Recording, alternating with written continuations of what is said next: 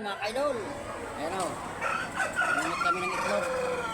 Kaya mga kaidol ang dampot niya o. Tama sa kanya, liit ng isa.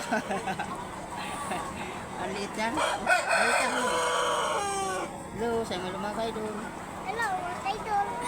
O, tama yung dampot niya na itlog. Ang liit ng isa o. Tama mo. Tapos yung isa, malaki. Sino pa, meron ni remote. Sabi na Yan. lang.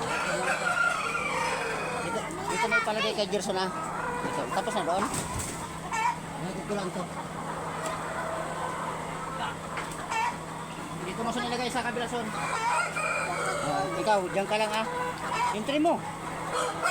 Hatid mo natin ito doon.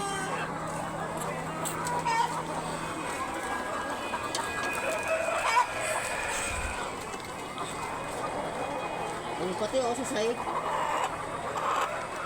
Tiyo. Yan na yun. Yan.